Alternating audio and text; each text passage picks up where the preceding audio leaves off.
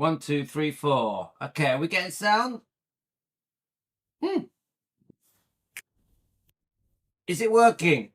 Is it working, guys? Let me know. Hi, Nancy. Louis needs to get his buy a car. Louis needs to buy his wife her own car. My wife's got 2 cars. Nancy, my wife's got 2 cars. What is today? Let the dogs in. All right, come on then. Today is the MOT of my daughter's car. My daughter's in Egypt. She's got about 5 days left. Hi, Emily. Hi, Jean. Hi, Martha. Hi, Jimmy. Elizabeth. So the car's in for repair. It's got a very small water leak. And it's MOT, which is a once a year thing that we check the emissions, etc. Hi, Jane. Hi, Angie. Hi, Lorna. And I think that's everyone. Jimmy. So, how is everyone? Can you just confirm that you can hear me okay? Can everyone hear me? I'm going to play part 3 of the Joe Esposito interview. I don't know. We're on Elvis Presley Fan on Keto, yeah?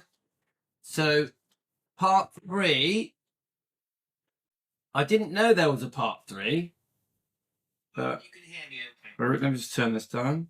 I'm going to play part 3 of the Joe Esposito interview. I don't know. We're on Elvis Presley. Okay, we got it up. Yeah, you can hear me. So part 3 I haven't played. Part 1 and part 2 of this old Joe Esposito interview I did a few days ago. So you can find that on here on the Keto channel. So it's very sunny in the UK. The kids are off school. So Tino's in the background. My wife's at the gym. She's doing a bit of exercising. She's been losing weight. She's been on keto. She's lost about a stone. And the boys are asleep. And Yasmin is in the other room on her phone. Hi, Karen. So what we're going to do, we're going to play part 3. We're going to do a little live stream here. Then we're going to go over to Defending Elvis to do some defending. So let's play it. Let's play it, guys. I like this interview. It's one of my favorite Joe Esposito interviews. We've already seen 2 sections of it that were about 9 minutes each long. This bit is a short section. So that is the plan. So I hope everyone's well. Thank you for joining me on Elvis Presley Fan on Keto. We did do a keto video on Elvis Presley long lost footage on a drive. So we did a drive from the beach. And on that video, Elvis Presley long lost footage YouTube channel, we spoke about the keto diet. So a few of you here on it. Did any of you catch the keto drive that we did in Lenny, the Volkswagen 1967 split screen? Did any of you catch that? So we're definitely doing some drives now. It's good for me because at a time when it buys me time. So it gives me opportunities to do more lives when I'm driving, because obviously I'm always struggling to find time to do the lives. So doing them in the car has been working. Yeah, Carolyn, you'll like it. You've heard it all before, but I enjoyed it because we were driving from the beach. I loved it yesterday. I think we did 2 drive lives from the classic camper, the 1967 camper. I like it. I don't know why, I just do. Yeah. Jane liked it. Oh, yeah, of course, Jane joined it, and so did Lorna, and so did Deborah. I hope, Deborah, if you join us later, I hope you're okay. I know the storms have been worrying people. You know, Joe at Rare Elvis Photos was right in the thick of the storms, wasn't he? The tornado, whatever weather, crazy weather you guys have. But he did say to me, it had missed him by a block and a half. Now, in America, a block and a half, whatever that means. So we're very happy for Joe. We love Joe. We're massive fans here of Joe at Rare Elvis Photos. Yeah, Karen, on Elvis Presley long lost footage, we've got a keto drive from the beach. So, right. So something else happened as well. Oh, yeah. You know, yesterday we reviewed 2 channels. We reviewed one channel that says Elvis's prehistory, so like his grandparents, his great-grandparents. Then we had another channel of a woman who goes and visits Elvis's twin Jesse's grave and finds the actual grave plot that Vernon, because they say that Vernon put Jesse's body, stillborn body, in a red box and wrapped it in a silk sheet or something like that. And so there was these two YouTube channels, and one of them responded. The one that responded is the Hillbilly Cat YouTube channel, Hillbilly Cat. So I could tell that he was very grateful. So let's have a look. That's not far, Lily. 1.5 blocks. Yeah. Is that long? What is 1.5 blocks? Is that a mile? Is it a mile or not? So Joe basically said it was 1.5 blocks away, so quite close, but we're fine, but we're all good. That's what Joe said to me. Yeah, the beach one, that's it. So I'm enjoying the lives in the van. So right, let's play this video and I'll check your comments while we're playing it. Okay, now I've watched a bit of this. I haven't watched all of it. It's quite short. I'm going to try and skip over any music because whenever they play music, it gets blocked. So I'll try and get past any music, okay? That nowhere could come near Elvis's. Yes. That's embarrassing. That really hurts me, and it really bugs me. I can't look at them. I cannot look at them. But there's some nice ones out there, and they listen. If it brings back memories for other people and they enjoy it, that's fine. I have no problem with that. Right, we can't have any music. No music allowed. Right. And what's happened with the music business now, and Well, I tell you what, if what happened after Elvis passed away and the way productions go on stage, Elvis would have went crazy because he liked all that stuff. I tell you, it would have liked it. Would have been a lot of work. So just so you know, guys, I'm a fan of Joe. I know that I do get many comments about Joe. Some people are not happy with him. People call him different names, but I like Joe. Yeah, you know that Cindy, his daughter, has spoke to me personally. I like him. Did he make mistakes? Probably. Was everything that he did okay? Maybe not, but I like him. Talk about some of the tours have 21 semi trucks. Yeah. We'd had 50 of them. Known Elvis because that's the way he was. I get the impression he would have loved videos too. He would have loved to make them. Oh, he would love to. Yeah, absolutely. he would have. He would have come up with his own ideas what to do with them.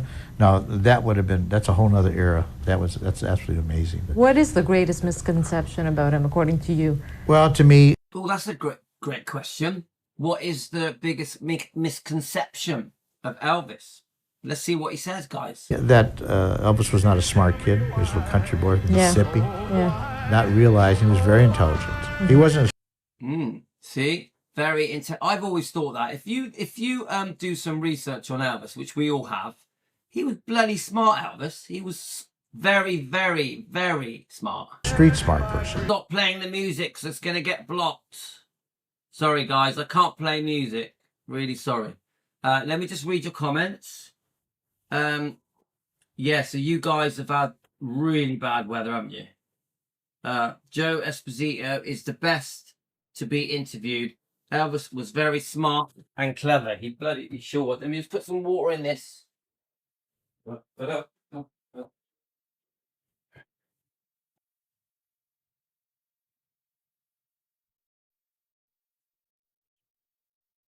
Okay.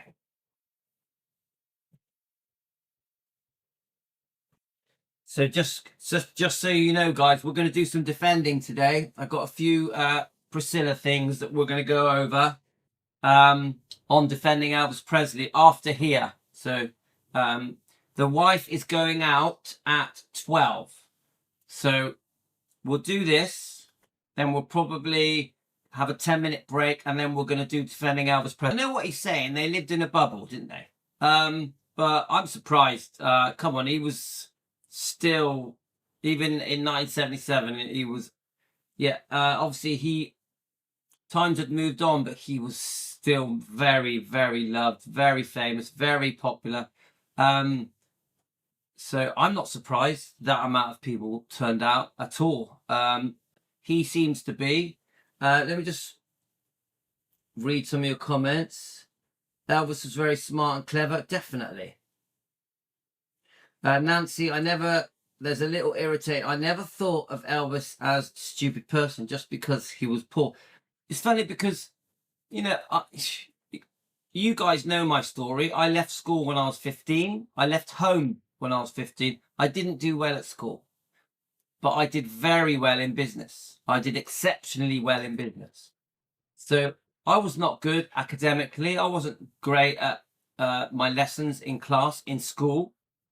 I actually found the teachers quite nasty. When I went to school, teachers were pretty nasty. They would hit you. They were allowed to hit you with a stick, hit you with a ruler. They were allowed to bend you over and whack you. They were even allowed to sort of give you a clip round the ear. So I found the teachers in the 70s and 80s pretty cruel, to be honest with you. They were allowed to call you names. They were allowed to call you stupid, an idiot, thick, and all that kind of stuff. Tell you that you were good for nothing, tell you you were useless. I think teachers were horrible to children when I was growing up in the 70s and 80s. Yeah. So my point is, an education doesn't guarantee you a great life, a successful life. I never had an education. Yeah, I could read and write. I used common sense to get me through life. Hard work, common sense, and courage. Because it takes courage to do a business, to stick your neck out and take a chance on something, to risk everything, to do a business takes courage.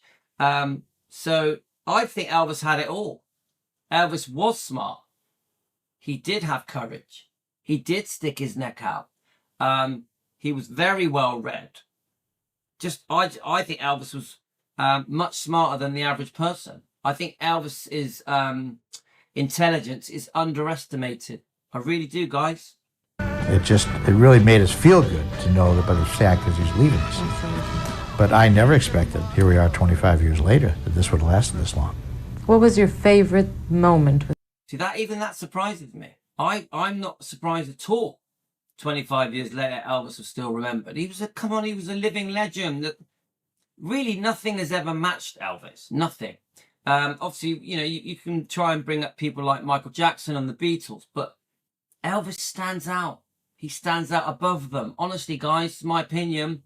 I know I'm an Elvis fan, but I think Elvis makes them all look small.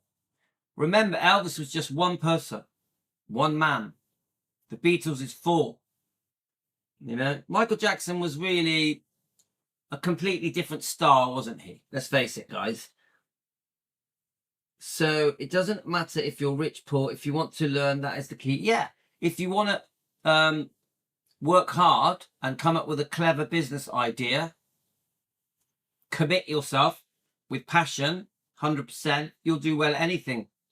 I really believe that. Yeah, there we are. Karen says it. Just because you're poor doesn't mean you're not smart. I actually think some of the smartest people are very poor.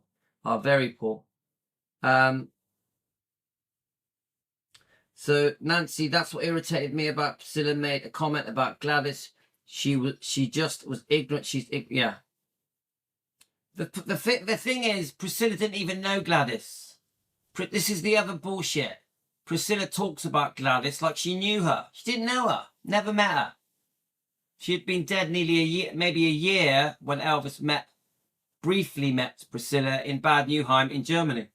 Yeah. So, and maybe it was all pre-planned. What do we know, guys? I grew up poor, and a lot of my teachers were complete assholes. Yes.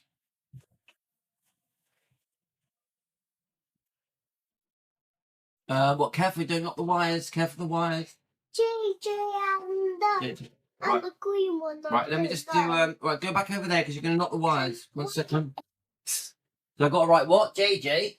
Yeah, JJ. JJ. Where's the remote? Right. Okay. Now remember, I'm live. So you got to be JJ. We can do this. JJ. If it comes up. J. A. J. A.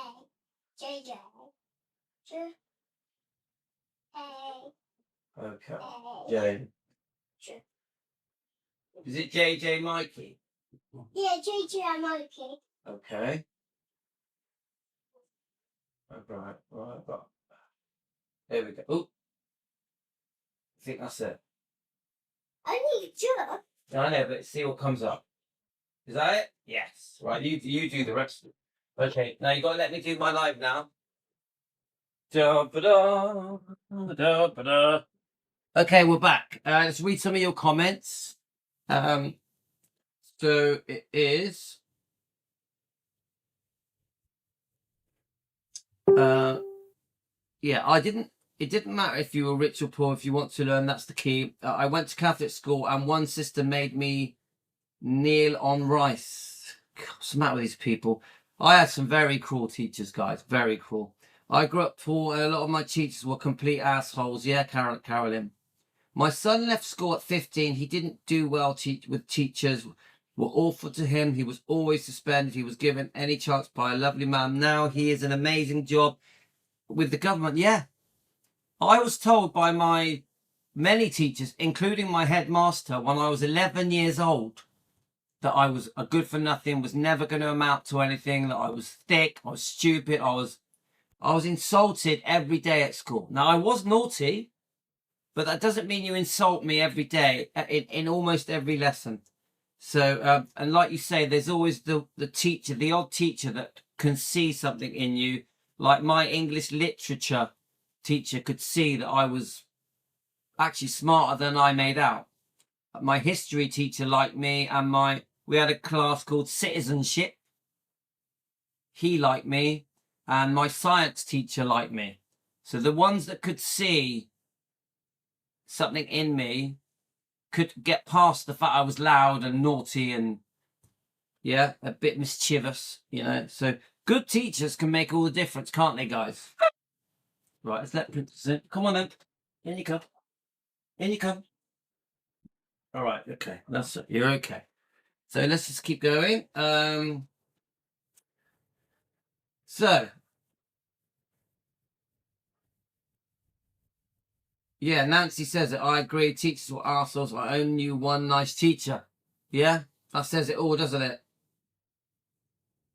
I agree that Elvis had it all. He was very intelligent. Yeah, I've always thought Elvis was really smart. Emily, I'm so glad of what he achieved. He proved them all wrong. Well done to your son, Karen. Well done. I'm not surprised at all. The teachers get it wrong. I found that even problems with them in the 90s, when my daughter went to school, she was very sick and they didn't watch her very well. Yeah. There we are. See, Elizabeth? It's different now, I think. Obviously, my wife is at the moment is an assistant teacher, but from a year from September to September, my wife does her last course, and she'll be a fully qualified teacher. She's going to be a sports teacher. The right teacher can change lives. I think now teachers are much more careful what they say to you. You won't get a teacher hitting a child now. You won't get a teacher calling a child an idiot or stupid. It's different now. It's different. And if they do it, they get told off. Yeah? Yeah, we're proud for you, Karen. Teachers said that about my daughter's. Now she owns her own hair salon. There we are, Jane. There we are, Jane. See? Hard work pays. Hard work. Me and my, we retired when we were 46, me and my twin brother, yeah? We left school when we were 15. But it was hard work and guts, taking a chance, passion. That's what made us retire at age 46. Yeah? So, and we were naughty at school, So, right, yeah, good for you, Jane. Good for your daughter. Very proud of her. With him.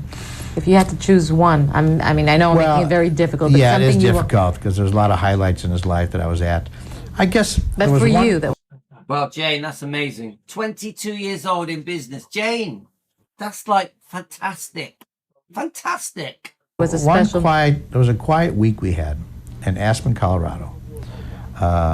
Priscilla and I went up and checked whether we were going to rent a house and go up there and just get away from everything.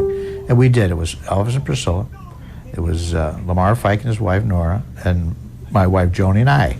So we were like 3 couples that went to a place to get away for a week, up in the mountains in the snow. We were just normal people. We ate dinner together, we talked, we played music, we played games, board games. It was just, we had snowmobiles during the day out in the woods. It was just so nice to be able, nobody around us, nobody knew we were there, just having a nice, just conversations, talking like normal people. Love it. And that is a moment that I'll never forget that week. It was a great week, and we had a lot of fun, a lot of laughs, no pressure, and it was great. And that's one time I will never forget. What do you miss? That sounds lovely. I mean, that is lovely. I'm so happy that that happened. Yeah? And you can tell it means everything to him as well. Right, so a couple more comments. So, Emily, he was told he'd never achieve anything. He never sat any exams, then decided to take them all in his own time and pass them all. Some people aren't ready at 15, 16 years old to do all their maths and English and all that, the tough stuff, yeah? But a couple of years later, they start to mature. People start to take life more seriously. They have ambition. They want to progress their careers, and then they do it. My wife, she's very educated, my wife, but she did a lot of it later. She didn't do all her hard work at school. She did a lot after the children were born. She did A levels, O levels. She did a diploma and other stuff. Yeah. So my wife's very qualified, my wife, but she did it later in life. My son teaches PE classes for disadvantaged children. This is Jean, sorry. And they named the teacher of the year. It was, and they named him teacher of the year. It was such a surprise. They had a soccer team from Kansas City came out and give them sport equipment. Wow. Kansas, isn't that the Wizard of Oz? Kansas City. I like the sound of that. We're off to see the wizard. One of my favorite films, guys. Be proud, Gene. Well done, Gene. Proud of your son. A PE teacher. Amazing. And he even gets chosen. That's just brilliant. Brilliant. Hi, Kate. How are you going? Yeah, we're just having a chat and playing this old Joe Esposito thing. And then we're going to eventually jump over to Defending Elvis. Okay, so let's keep going. There's only a couple of minutes on this. Miss most about him, John? I missed him. I miss him. I miss the great. I miss his laugh. He had the So what does he miss most about Elvis? best laugh in the world. It was. If you see a couple documentaries we did, and he starts laughing, he can't stop laughing. And I remember on movie sets, he'd get giggling. We had to stop the movie for an hour. We couldn't shoot. He just had he just loved to laugh. And very few people do that, you know, especially today. Here I'm going to be like... Come on, we know he loved to laugh. Come on, Elvis loved to laugh. Yeah, he was very playful. That was part of a big part of Elvis. That he tried to turn everything into more of a humorous situation, didn't he? He loved it. I'm going to ask you a little question. You think that if Elvis would have met me, he would have liked me, Joe? Oh, I'm sure. You think if Elvis would have met me, he would have liked me? Every woman thinks this. Because Joe was so close to Elvis, would have Elvis liked me? All you girls, you're all the same. Great personality. He loved people with great personalities that made him laugh. You made him laugh. Yes, yes. Well, thank you so Very much important. for sharing your It's my memories pleasure. today. Continued success with whatever you decide to do, and thank you for your openness and clearing up some of the stories about Great. Elvis Presley. And Well, thank you, Sonia. thank you, Joe. Thank you. I can't play the last bit because it's music. I like that.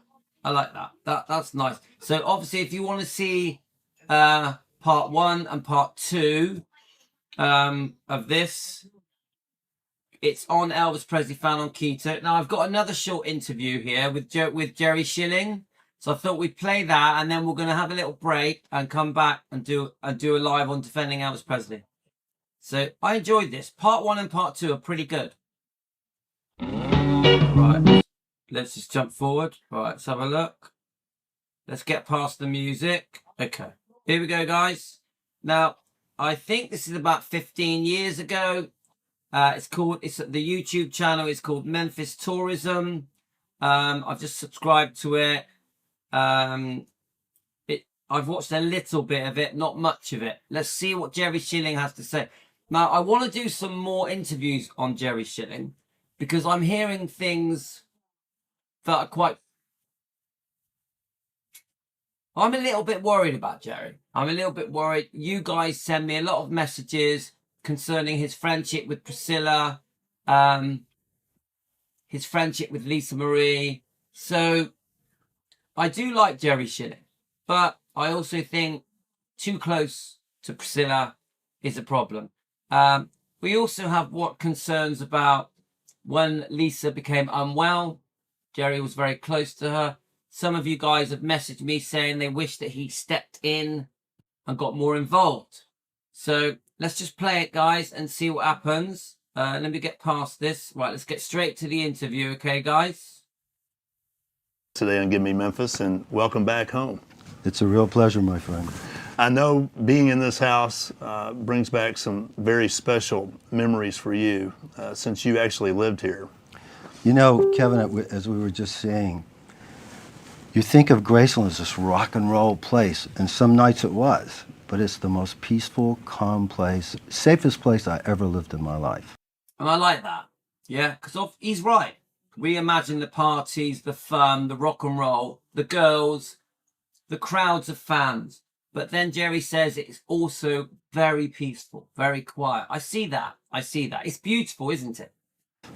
Of course, we're here in the music room, and you said Elvis had some very private moments here. Talk about some of those. Well, you know, in 1964, I just moved in a couple of weeks, and it's like in the morning. Nobody's up in the morning, so I hear I'm downstairs in my bedroom. I hear this music. So I figure, is there a radio on? So I go upstairs, and Elvis is playing that piano. Wow. And he's singing, "You'll Never Walk Alone." Oh, I love that. You'll Never Walk Alone. Guys, this is a true story. Around 1980, I met Jerry and the Pacemakers. I met them. Yeah, they sing You'll Never Walk Alone. Jerry Marston. I even got an autograph of all of them. In my hometown, Weston-super-Mare. They were playing in the local winter gardens. They were still very young looking then. They were brilliant. They were fantastic.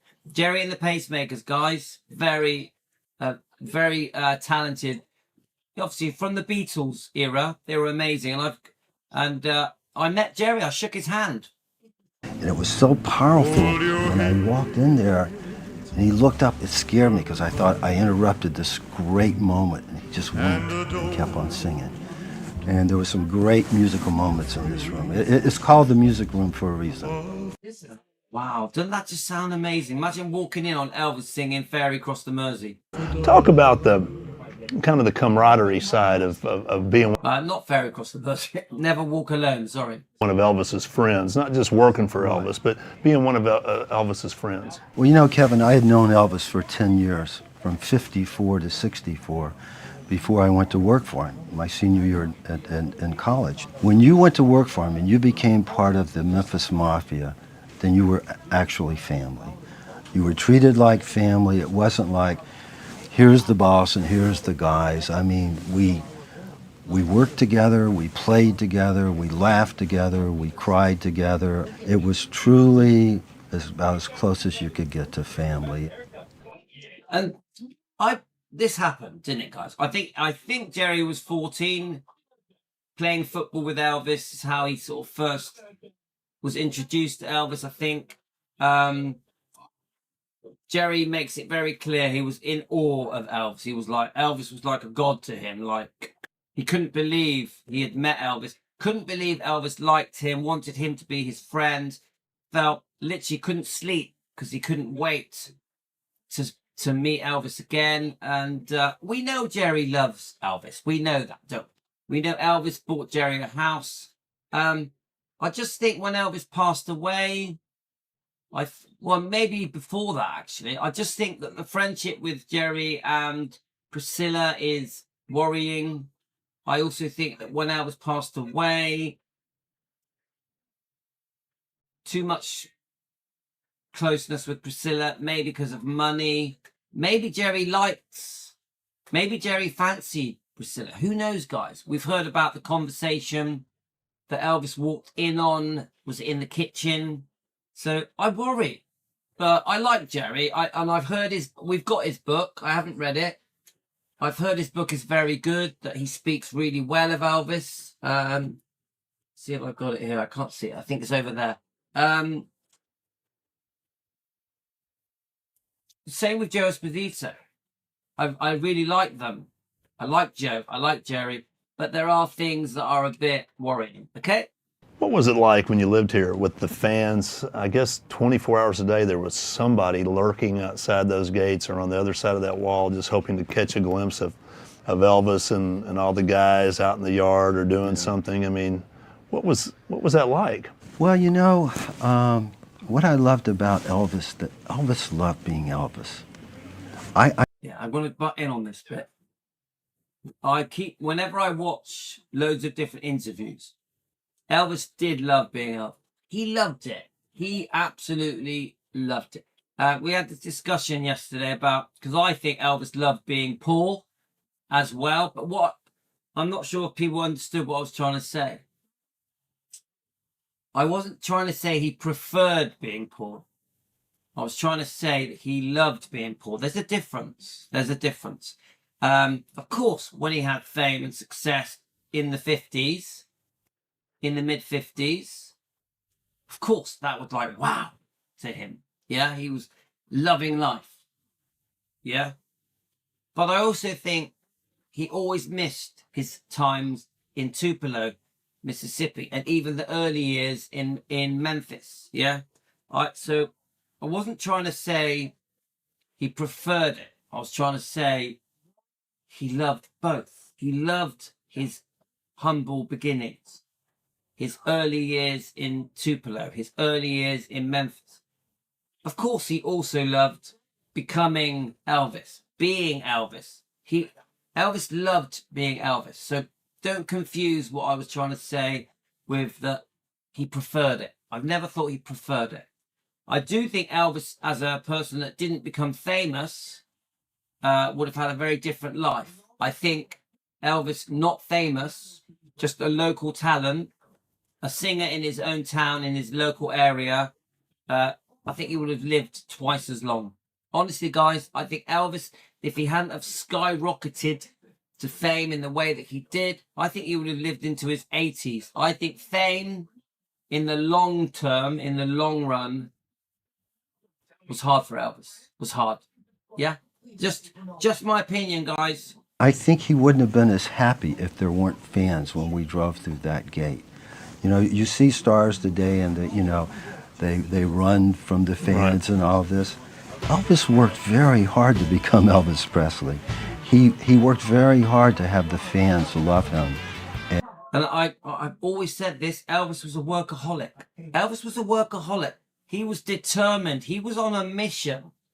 And Elvis knew that he was going to become the way he became. Maybe not as big around the whole world, but Elvis knew there was a time, once Elvis got a taste of fame, where he knew he was going all the way. I really believe that's just my opinion, guys. And he really appreciated it. There was a real relationship between Elvis and the fans. And you know, it's a funny thing, Kevin, after Elvis is gone, and some of us people that, because the fans know that we were close to Elvis and stuff, and now I understand that feeling that Elvis had for his fans.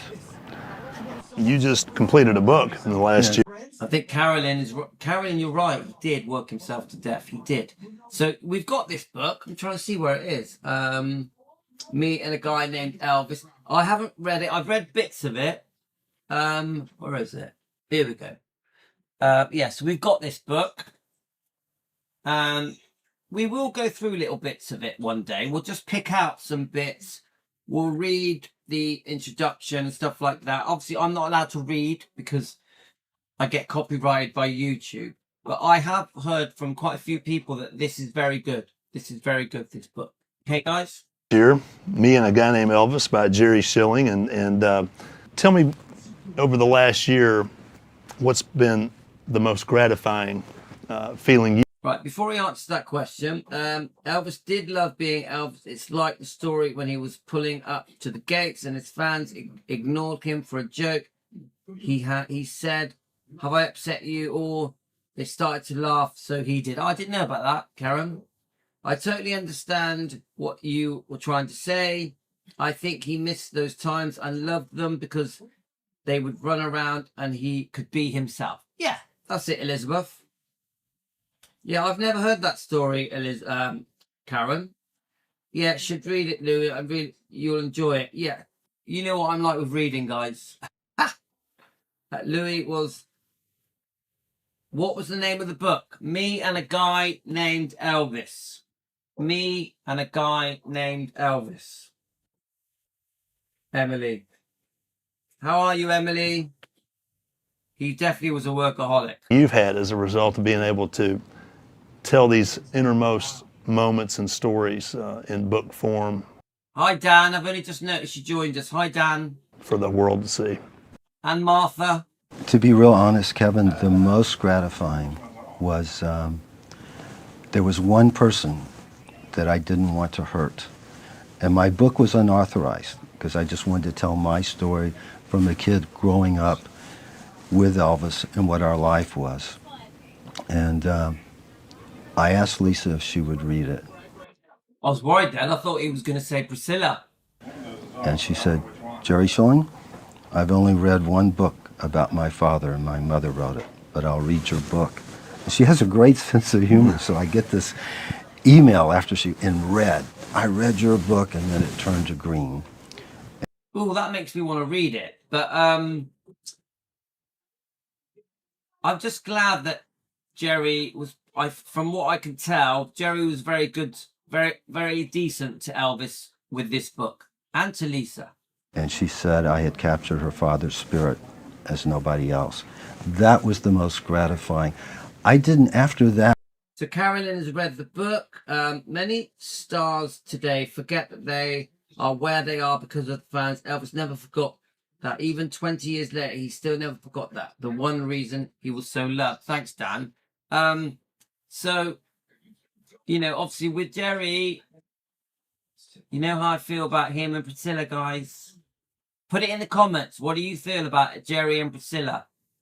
At what the critics said or didn't say, and thank God they liked it too, but that was the most rewarding thing to me that could have happened after I finished that book.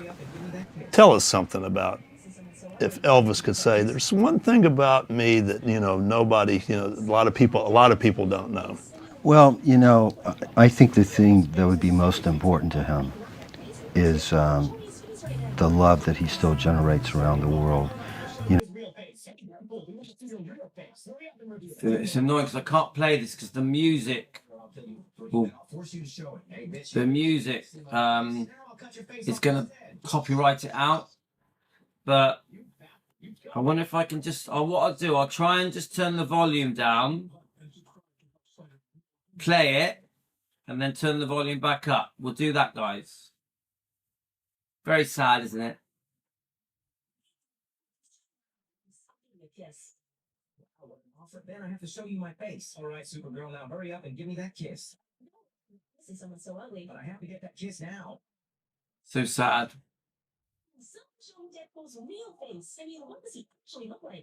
Okay, we can't help it, can we, guys? Whenever we see any kind of footage that shows the meditation garden, we all feel the same way, don't we? Doesn't matter when it is. It's just an apple. What's the big deal? Bring me the apple. Going back to my room. Julie has no idea how important this apple is. Okay, guys, so what I'm going to do is, I did notice a little clip. Here it is. I've never seen this clip. Let's play it, see what happens. Let's have a look. Things and it came up, you know, my life with Elvis and everything, and I really felt, well, is there something that hasn't been said? And then I realized there's everything that hasn't been said. The human side of Elvis Presley has been lost in this big iconic image. We know what he did, but we don't know why or why he couldn't do something. And so my book is a real deep, insightful, fun things, difficult things, things at this hotel, look into Elvis. It's more, if you will, kind of a backstage pass into my friend. So it says here, Nancy says, there's only one thing about Jerry. He lied, and when he said Elvis was laying on the floor from drugs and he called for help. The story doesn't make sense. I don't know about that, Nancy. I don't know about that. Where did you read that? And it is a book that has been read by the family members of Elvis, and they seem to think you hit it on the nail. Yeah, I didn't ask for any approvals. I didn't ask for any in fact, I did not want any authorization. But as I finished the book, and I was in Hawaii with Lisa Presley, and I just said, you know, Lisa, I know it could be painful for you, but I'd love for you to read my book before I turn it over. And she said... But you said you're gonna turn that book over either way. Oh yeah, I would not make any changes.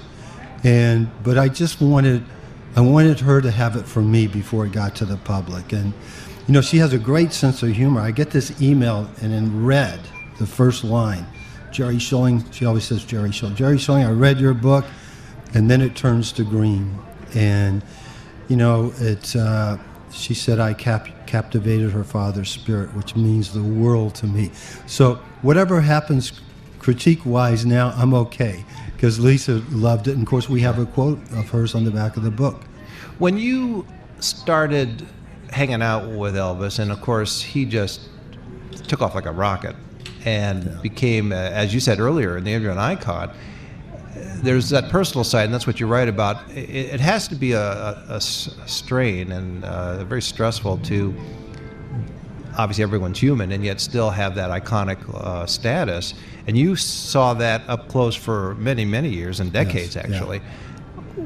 Were there moments when you wanted to just walk away from it and say, I need to just do my own thing and just not be You know, that? Ira, I did do that 3 times. The first time was the most difficult decision I ever had to make, because I had wanted to work with this guy for years. I was too young when he took off in '56 and whatever. Then in '64, I was in my senior year of college. I was going to be a history teacher and a football coach. And he asked me to go to work for him. And it was great for 3 or 4 years. And then I wanted to contribute more. And normally when you quit working for Elvis, that was the end of that kind of relationship. And I wanted to get into film editing, and I quit working for Elvis, and I was trying to get a job, and about 4 weekends after I quit working for him, I got this call. You do that editing stuff on the weekend? I said, Elvis? He said, yeah. I said, no. He says, I'm coming by to pick you up. We're going to Palm Springs. So we kept a relationship, and then he came here to the Hilton, and what would happen is I got the job in film editing. I was apprentice film editor. My first job was scraping off labels of boxes of film that came back from overseas down in this basement. But Friday afternoon, I'd go to Santa Monica Airport, have a Learjet pick me up, come to the Hilton Hotel, spend the weekend up at the suite, working with Elvis, back to the... So just quickly looking at Nancy's comment, he said he's okay, but I caught him in a lie. I don't know why he lied, but I think he left right after Priscilla left. That's kind of funny. So I personally, right, Elizabeth, I personally like Jerry. I have never heard him say anything bad. Yeah, I mean, he's pretty good with his interviews. He is pretty good. But you guys, some of the Elvis fans have some strong views. Yeah. Remember, Jerry was very close with Lisa as well. Some of you fans are worried about the friendship Jerry had with Priscilla. So it's a mixed bag, guys. So Nancy says, yes, I never heard him say anything bad. That was only a story that didn't make sense. It just didn't make sense. Okay, let's keep going, guys. The basement on Monday morning. Well, that's the highs and lows. Yeah, It really, especially he was in the Elvis suite, so there was high, and you were down in the basement editing. That was low or tearing off the label. Yeah, it seemed normal at the time. Sure. Writing this book, I look back, man, what an interesting life. Well, you mentioned, and I want to talk about your feelings about being in the Hilton now. It started out as the International, and he opened on July 31st, 1969. But he actually was there when the International, which became the Las Vegas Hilton, was being built, and it was amazing that he took part in promoting that. He was there with Alex Shufi and others to be on the construction site and sit down and go over the plans and all of that. Were you there with him during that time? I wasn't. I was editing. I was still coming on the weekends. You hadn't flown over yet. So I wasn't, yeah. Okay. But, I do know how excited he was. And, this was his big first live concert in probably 10 years. He had done the 68 special just for a TV audience.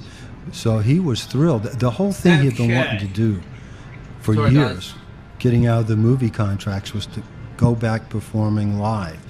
And he was like a kid. He was just some happy. statistics. 1 second, guys. So Emily, he said that Elvis was laying on the floor, dropped off, called him for help with the phone, was sitting on the floor.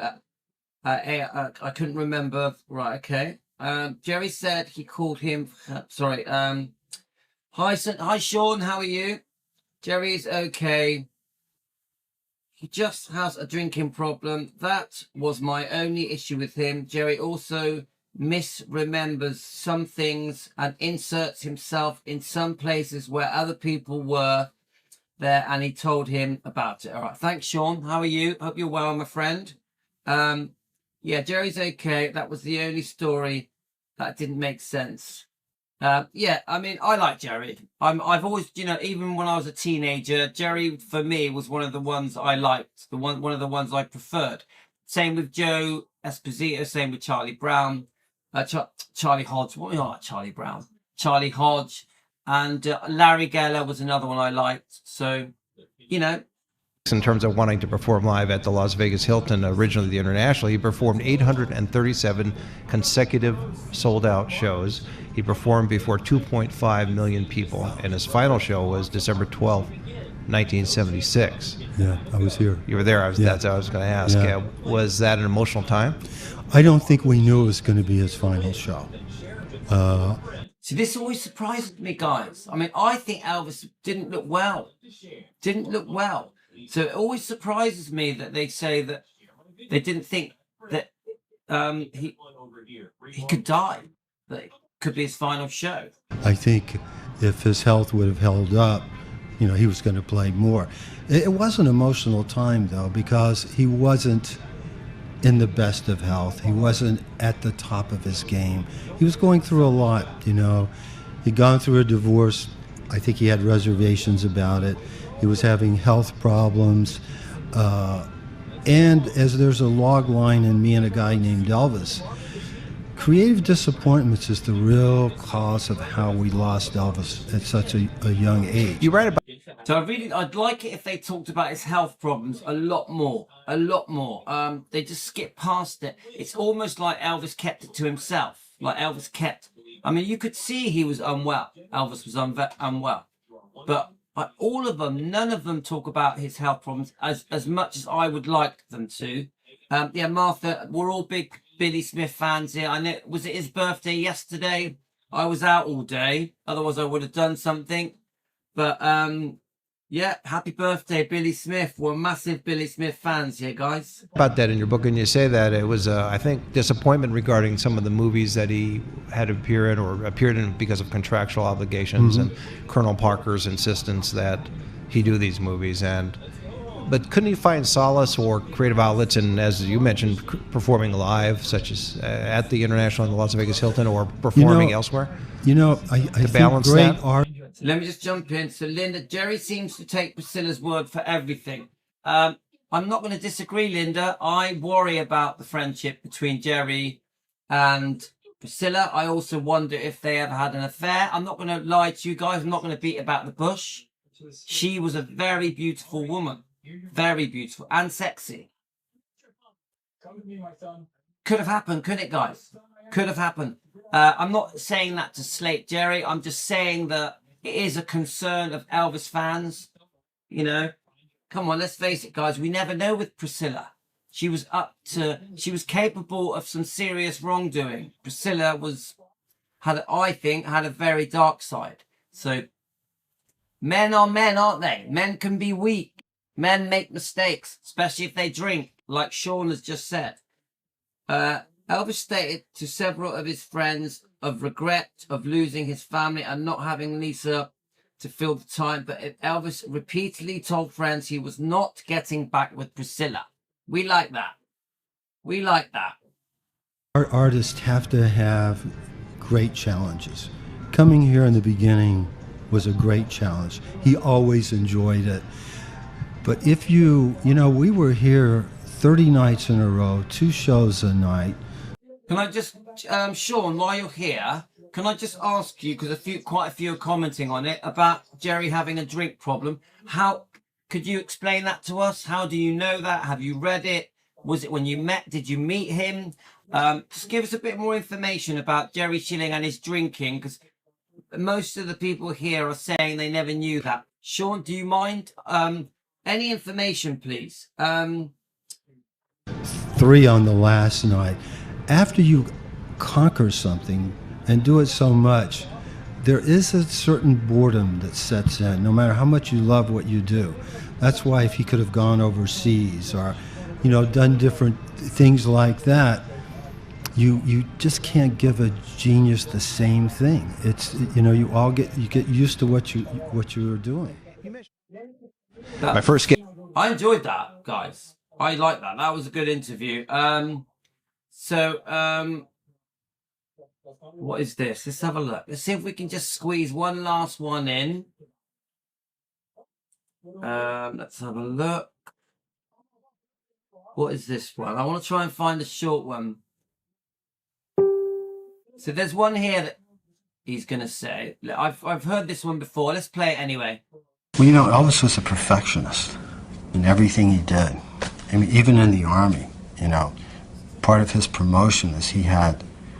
Right, so Sean at Sundowners. Yes, I've seen it firsthand. First time I saw it was in San Antonio in 2008. And when Memphis College basketball was at the Final Four, he was talking to me and couldn't barely speak and stumbling. That's it. That's all we need to know. In case you're new to our channel, we've got 3 channels, by the way. Defending Elvis Presley fan on Keto, and Elvis Presley long lost footage. But Sean is our man in Memphis. He's met them all. So we trust Sean what he says. 2 extra sets of outfits that he would go home at lunchtime and change. But he could not stand a messy house or a dirty car parked in front of his house. Right, hang on. I mean, he wanted everything spotless. I mean, he enjoyed things. You could sit around, you could lounge around or whatever. But I think the man had nothing. Hello, wave at the camera. Look at the camera. This man really worked. You go back and look at what he did, 54, 55, 56. Right, we're finishing in a minute. There's no artist on the road today that could even do that. He worked hard. 1 minute. He was proud of things. He cared about things. Yes, he gave things away. He even cared about that. But, as he told me one time, he says, money and things are only a symbol of energy. And this is what I put my energy into, and I want it respected. So we're finishing up now. I want to read the last few comments, guys. Tino's joined me. Tino, let's, Tino, you're going to wave at the camera. Look there. Hello. So they're out in the park all day today. Let's have a look. I wondered about Jerry's drinking because and I look at, so Dan says, I think you can tell when people drink a lot, can't you? There we are. So they're all, I'm not keen on Larry. I think he exaggerated a lot. That's Karen. Linda, I would like to read his book, but I'm a little leery because I think it would upset me. Well, Linda, I've heard it's very good. I've heard that it speaks really well of Elvis. I haven't read it. Right, so Dan, that Billy video I sent you talks about Elvis's health, and they saw that he was in pain, so he did keep the pain to himself. Yeah, right. Thank you, Dan. Do you know it's awkward with the Smith video? Yes.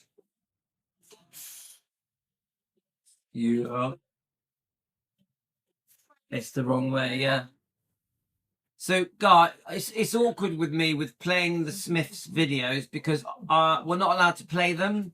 I can't play any of Memphis Mafia Kids videos. I can't play any of EFM's videos. I watch them. So, yeah, I watch them, but I can only talk about them. I can't play them. So I'd like to play them, but I'm going to show respect to the Smiths and not play their videos. But yeah, thank you for that, Dan. I haven't had a chance to watch it yet, but I am going to. Let's have a look. At the time, I just thought it was one isolated event, but then saw him at events after that in Memphis 3 or 4 times, drinking hard every single time. That's it. I'm fully convinced. Thank you, Sean. Let's have a look. Is that a Chelsea shirt on your side? Yeah, Sean, he's a Chelsea fan, like his brothers. His brothers are Chelsea fans. I'm not. I'm a Liverpool fan. Who do you support, Tino? Chelsea, innit? They're obsessed with Chelsea. My sons all love football, yeah, and they're really good at football. Sorry, I won a medal. Yeah, you definitely won a medal. Where is it? Are you going to get it and show them, or do you not know where it is? Go and have a look. Find your medal. Yeah, my kids, my boys, are obsessed with football, and they're very good at it. Aurora's brother used to be a professional footballer. I can't play football. I can't even kick a ball. I can't even kick a ball, guys. Right, Tina wants to show you his medal.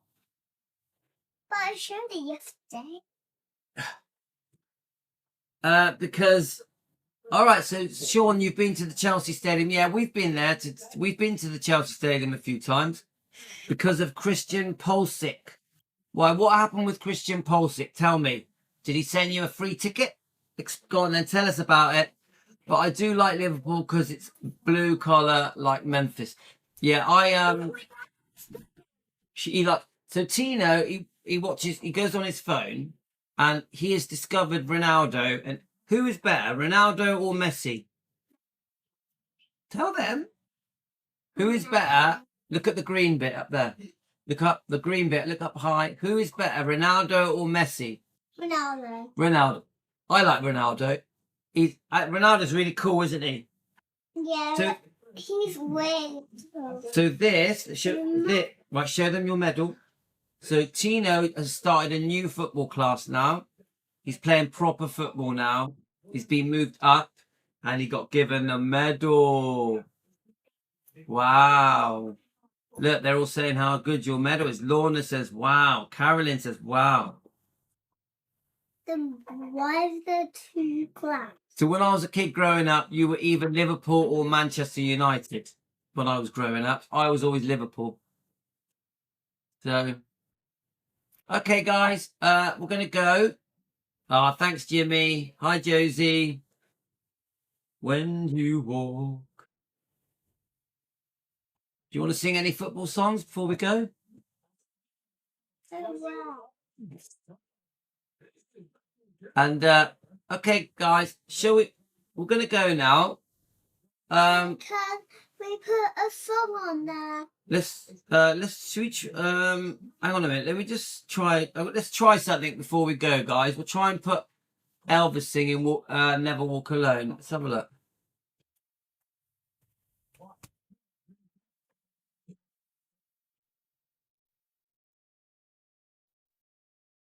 Whoop, whoop, whoop. Let's have it. Let me just check this a minute. Yeah, try this one. Put this one in that ear. You got the wrong one. Put that one in your ear. Let's just see if it's going to work, guys.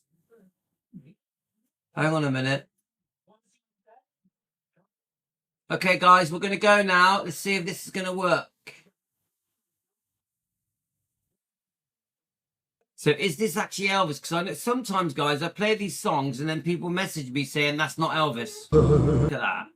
So just so you know, I'm just waiting for the wife to come back. She'll be back in a minute. I'm going to have a 10-minute break and then we're going to do a live on defending Elvis Presley. And we're going to do some defending.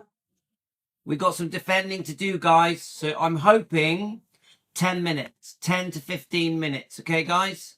Thanks for joining me. We've had a brilliant live here on Elvis Presley Fan on Keto. I want to do a dog walk live. I want to do a drive live. So we're going to do some lives today, guys. Take care, everyone. Love to all of you. Yeah, we're going to do another one. Say, go Chelsea. Go Chelsea. Put your up. Go Chelsea. Go Chelsea. See you guys.